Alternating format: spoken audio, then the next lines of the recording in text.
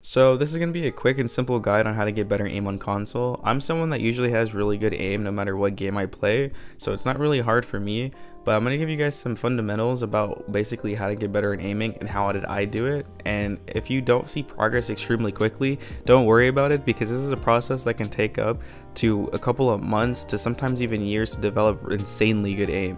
But it honestly shouldn't take you guys insanely long to have good aim, especially if you consistently do what I'm going to tell you to do in this video. So without further ado, let's just get into the tips, and hopefully this helps you.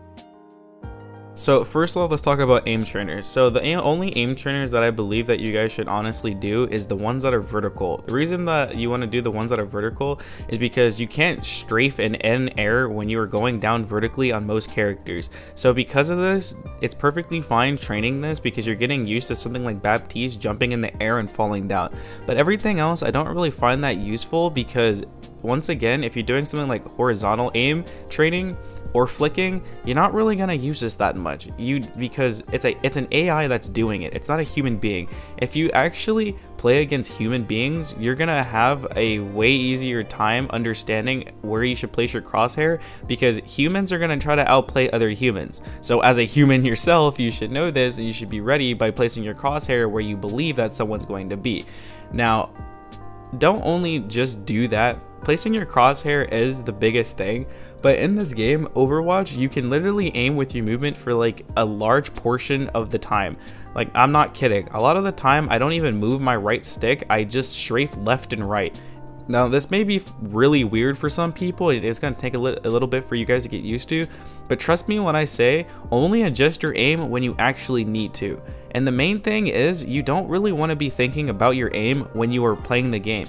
Just think about everything else and let your aim develop over time. Don't rush yourself, pace yourself. That's how you actually get better. So next up, let's talk about fast sensitivity versus slow sensitivity. So fast sensitivity is mainly for characters that you want to flick on constantly, but I always recommend having a lower sensitivity, because for the most characters in this game, a low sensitivity is going to be very consistent. Now, the reason I say this is because if you take advantage of aim assist with low sensitivity, it's going to feel really smooth and really nice and easier to just aim overall. Now, the reason why I developed this is because I used to play games like Apex Legends, and if you've ever played Apex, then you know that low sensitivity in that game is very dominant because of how strong the aim assist is. Now, aim assist in Overwatch is not nearly as strong as Apex Legends, but it is still there and you can notice it time from time, so I like taking advantage of the fact that I am on a controller and I do have aim assist. So the most important thing that I would honestly recommend is be aware of hitboxes. Hitboxes in this game are the biggest thing, and you need to understand what characters you can take advantage of using, you know, broken hitboxes on, and what characters you can't. What I mean by this is that Hanzo, for an example, shoot arrows that don't hit anywhere close to the head, but it will still count as a headshot. Same with characters like Mercy, same characters like Kiriko. And because of this, you can really take advantage of the fact that you don't really have to aim as pinpoint as you may think in order to actually get headshots. And sometimes this also comes down to network issues and latency, so you can also take advantage of that at times too, and you can hit shots that you're just honestly not supposed to hit because of, you know, how the game is.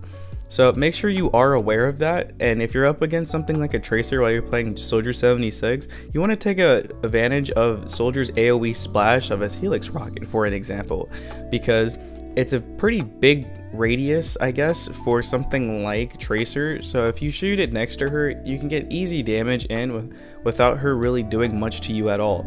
And then once you do that, she may recall, and once she recalls, it's going to be easy pickings from there. But that's honestly all that I really wanted to talk about in this video. Once again, aiming isn't really as difficult as people make it out to see, so there isn't really much for me to say. But if this short little video helped you guys, let me know in the comment section down below, because, well, I don't really know if this is going to help many people, because it's honestly just straightforward and pretty simple. But if it does, just let me know, and yeah, I'll see you guys in the next one.